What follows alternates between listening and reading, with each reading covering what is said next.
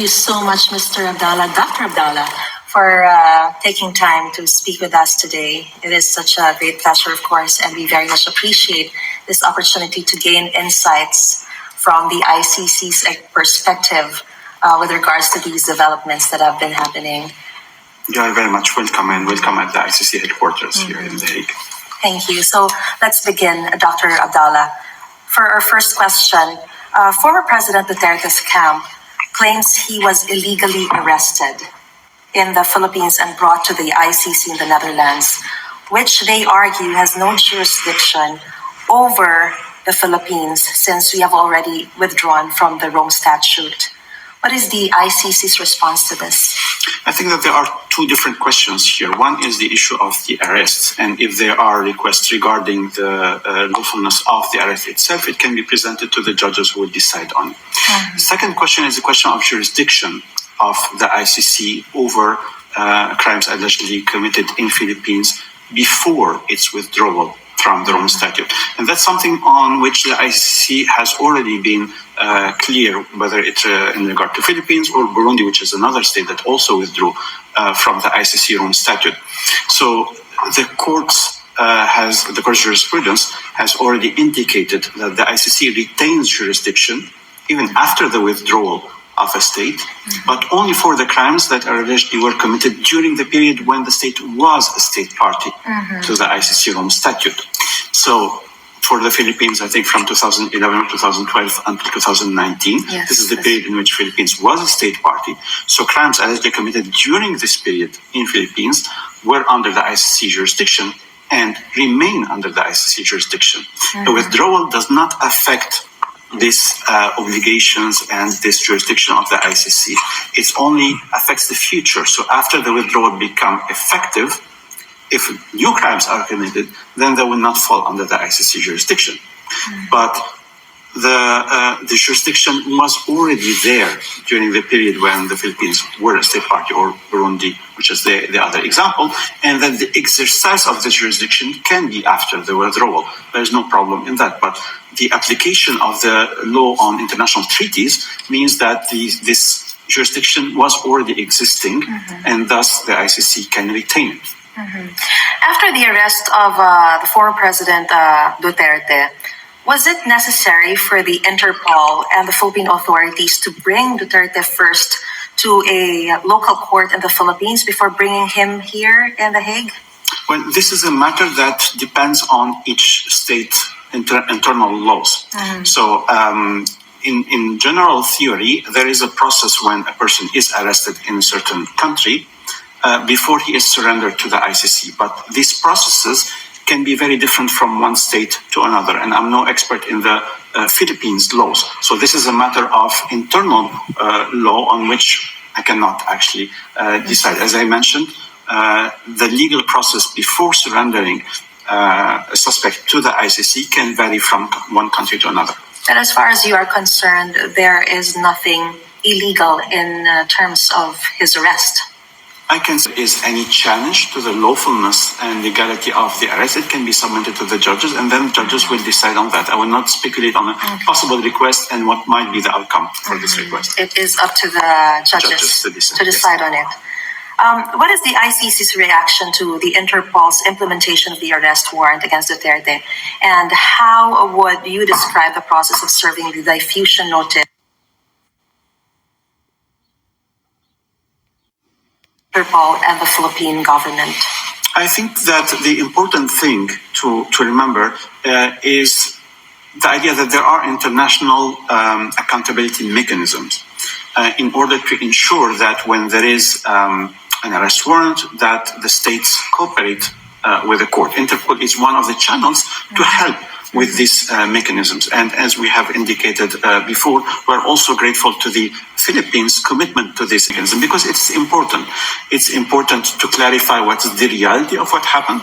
It's important for the victims to see that justice is working for them.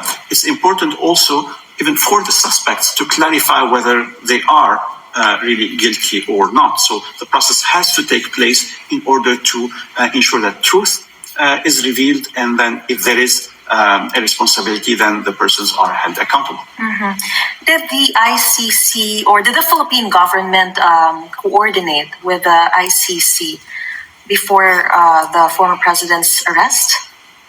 I think that there is an arrest warrant that was issued by the ICC judges, and of course, naturally, when an arrest warrant is delivered, then it is communicated to the states on the territories of which the suspect might be present. So it's totally normal that after an arrest warrant is delivered, we contact the states to ensure the surrender of the arrest and surrender of the suspect. Because I understand there was a statement before by the former, there was a statement before by President Bongbong Marcos saying that he will not cooperate with the ICC since it has no longer jurisdiction to the Philippines.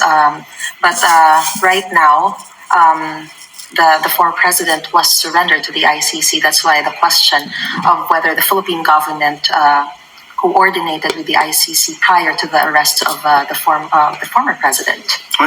As I was mentioning, we need to distinguish the issue of the jurisdiction from before and after the withdrawal of the Philippines. Crimes that allegedly were committed before the withdrawal of the Philippines from the ICC Rome Statute remains under ICC jurisdiction. So the ICC has jurisdiction over these past alleged crimes, but there is no jurisdiction currently over Philippines for if crimes would be committed after this withdrawal. So the issue of jurisdiction is different from the issue of the cooperation. Now, the issue of the cooperation, as I said, it was for the Philippines authorities to cooperate with the international accountability mechanisms and with the ICC, and we are really grateful that this was done to make the truth clear for everyone and to see the process of justice working. As for the cooperation with the Philippines, as I mentioned, after an ICC pretrial chamber delivers an arrest warrant, it has to be communicated to the different states in order to ensure the arrest and surrender of a suspect. So it's a natural process. All right. Some view Duterte's case as a gift to the ICC, noting that the court's conviction record primarily involves African warlords. They suggest this is a significant boost for the ICC. How do you respond to such claims? Well, first, I think all cases before the ICC are about very serious crimes, about mass crimes. By definition, the jurisdiction of the ICC is about war crimes, crimes against humanity, and genocide, and in certain cases, the crime of aggression. These are very serious and very grave crimes. So all cases before the ICC are important. And for us, it's very important to always remember that why we are doing all of this is because victims have suffered and they deserve to know the truth. And accountability has to be there in order to ensure for the future, a better future for everyone. Now, that being said, we need to understand that historically, most of the cases before the ICC were related to conflicts in Africa. But that's because the African states themselves had asked the ICC to open an investigation about it. Or because the Security Council of the United Nations also asked the ICC to open an investigation in relation to Libya and Sudan, also in Africa. But that was a certain amount of years ago. Since then, the ICC has opened other investigations, whether in regard to Ukraine, to Afghanistan, to Philippines, to Palestine, and in other places. So it's no longer only about a certain region. The ICC jurisdiction is over 125 states that are parties to the ICC Rome Statute over their territories. If anyone is committing crimes on their territories, even from non-state parties, or if crimes are committed by their citizens anywhere in the world. That's the parameters of the ICC jurisdiction. And these parameters have to be applied consistently over all these places. And that's what we are trying to do.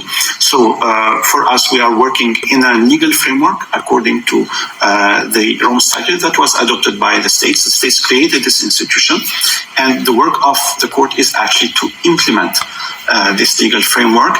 And while there were historical reasons why we started with a certain number of investigations, but currently we have investigation over 4 different continents, and I think all of the cases that are before the ICC are very serious, very important, and we need more cooperation from all different states, also because there is a certain number of arrest warrants that have not yet been implemented, and that is important also that the states cooperate to arrest and surrender these other suspects.